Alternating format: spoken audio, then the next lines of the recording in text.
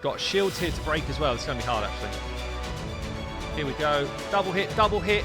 Who cares about the shields? Who cares about the tanks? Down they go.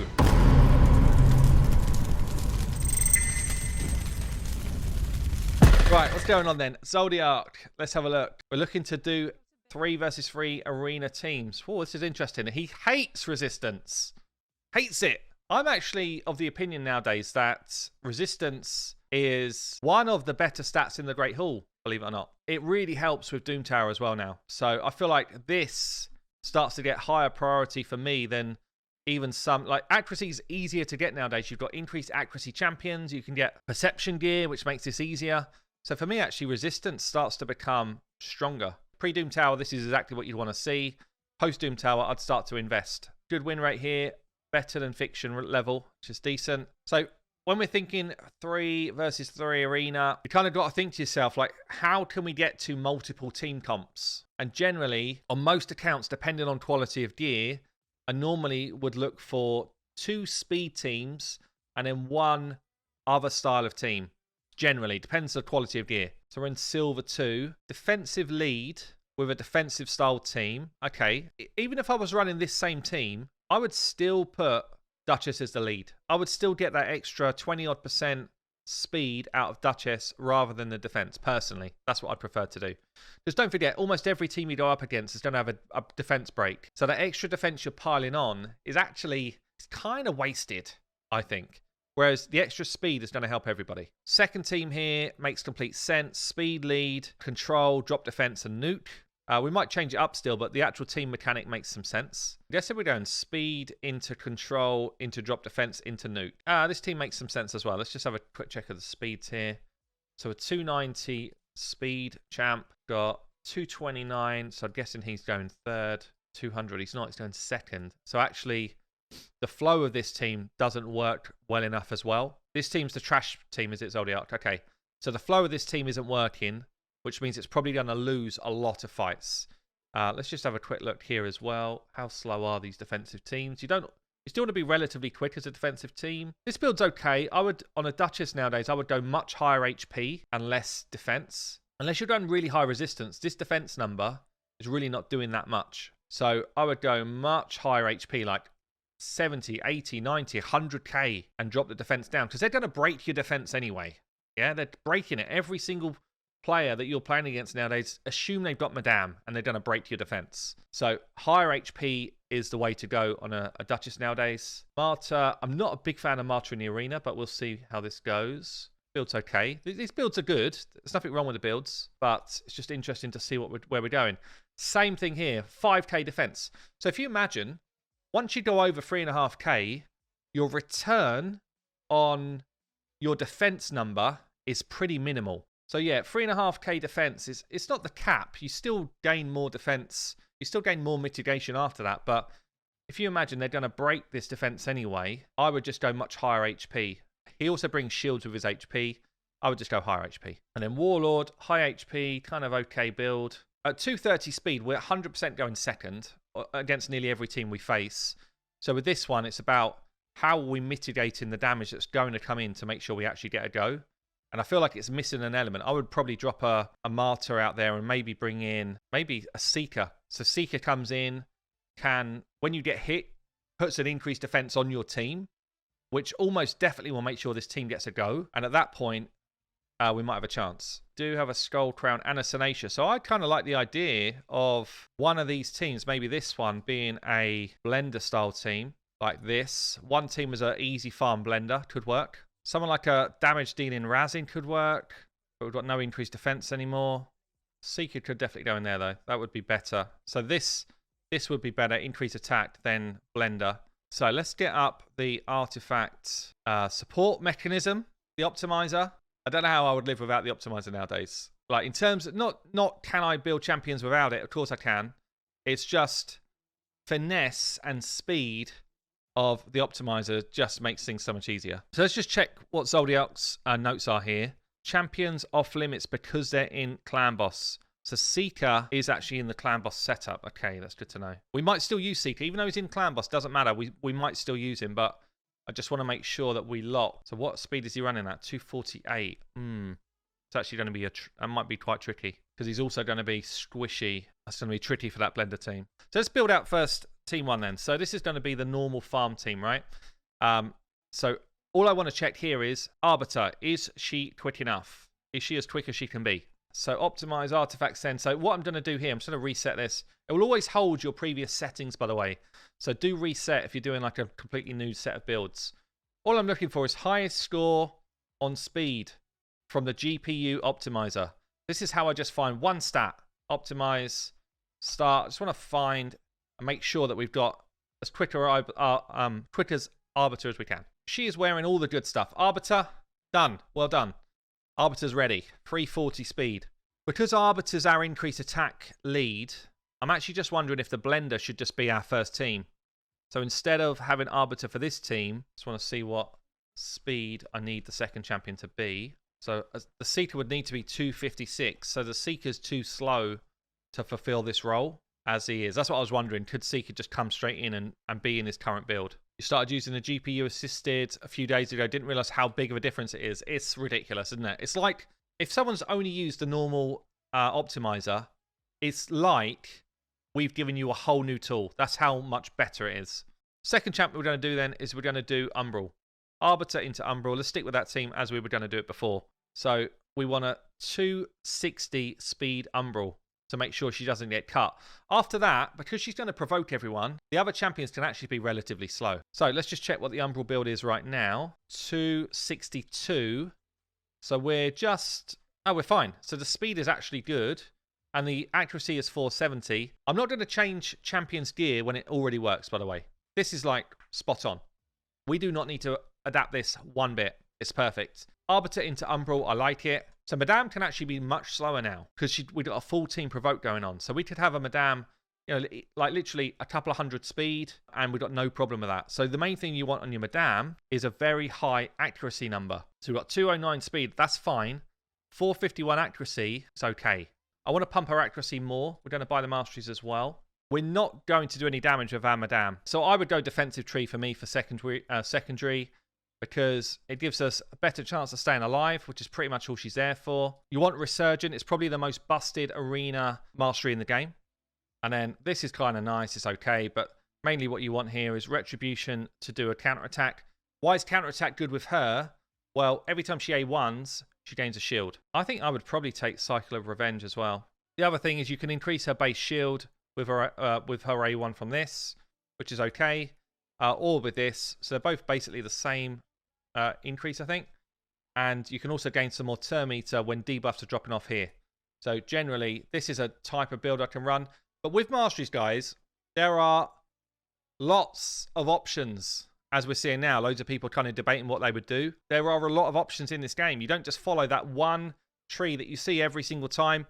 Think to yourself, what am I trying to do with this champion?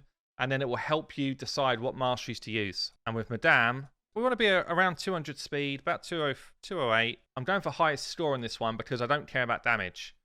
So all I want is as high accuracy as possible. I guess maybe I should just say I want a decent amount of health as well, like 50k. So see this, we're getting up to like 666 accuracy. An extra 200 accuracy from where we are. This becomes a really strong build at this point. If your Umbral's not landing her ability, there's a chance that Madame doesn't land hers either. But this is strong. You've actually got a reaction ring here. Like, even though the stats are terrible, it's going to be your best arena thing. Anyone who's got reaction gear and it's going to be on a team that sits in defense, put it on. You probably heard people on YouTube and stuff, content creators, moaning about it.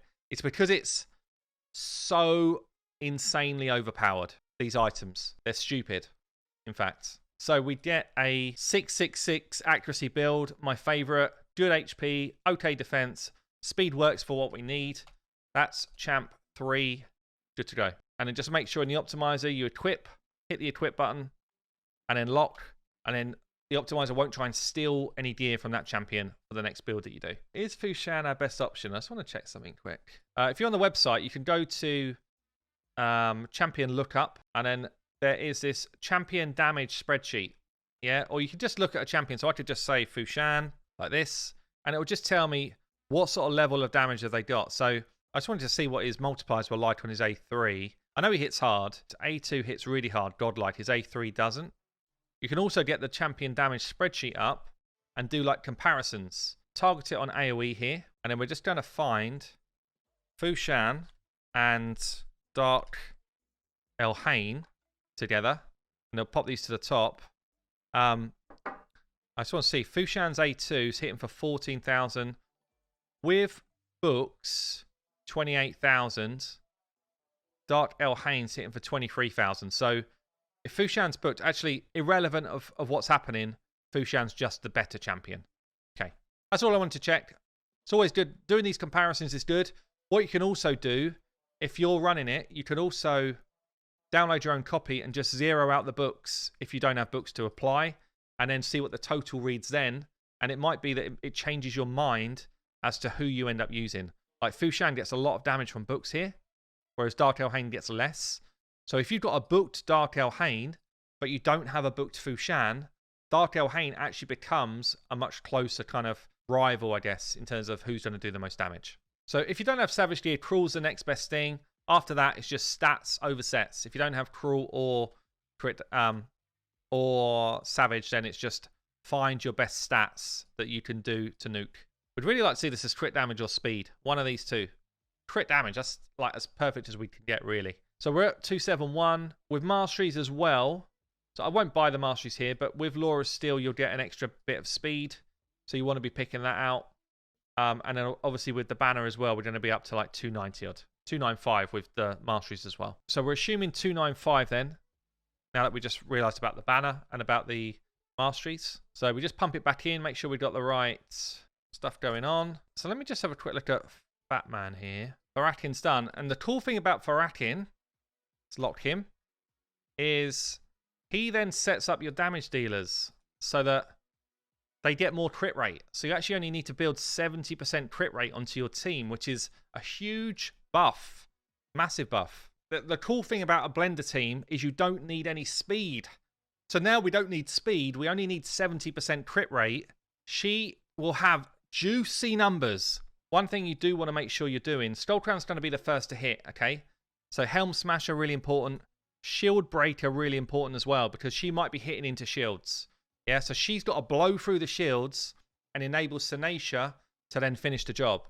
But this is one of the best type of teams you can build, I think. Another thing you can do with a blender team with the right gear is to build everybody, apart from your speed booster, in immunity gear.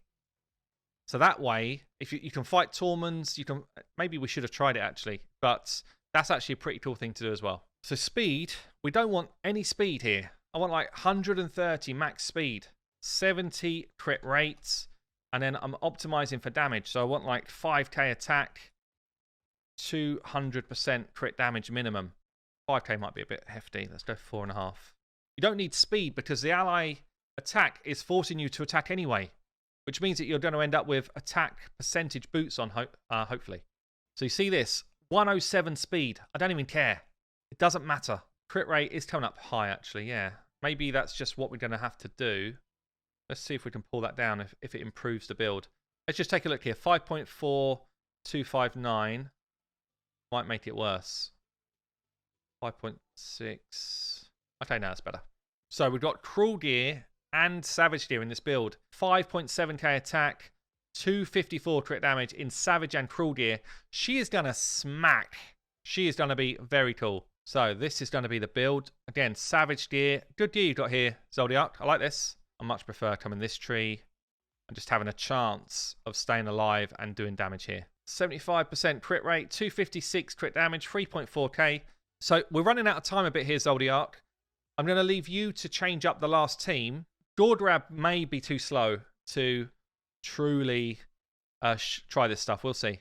Gordrab should be better once we've got his banner on and all that type of stuff. He also gains speed when he gets to 60, I believe. The positioning is really important here. We're actually fighting another blender team, look. And I'll talk through that in a second. Let's just get the team in. You either have, if you're running Arbiter instead of Gordrab here, Arbiter becomes your lead and Senacia goes, Skullcrown goes second. Skullcrown has to be above in order than Senacia. Senacia has to be last in order, yeah? And what's going to happen is Skullcrown will hit first, then whoever's in third spot will hit next, then whoever's in last spot will hit next. Okay? It's Speed makes no difference in a ally attack. Same as counter-attack, actually. Speed makes no difference for counter-attack. It's the positioning that makes the difference. Okay. So, see here. I mean, I'll throw it on auto. You see what it would do on auto. Provoke goes out. Drop defense. And then the nuke comes in. What was that? Like 20 to 30k each person. It's not bad. Hey, Varkin, how you doing? Team 2. We didn't build this one.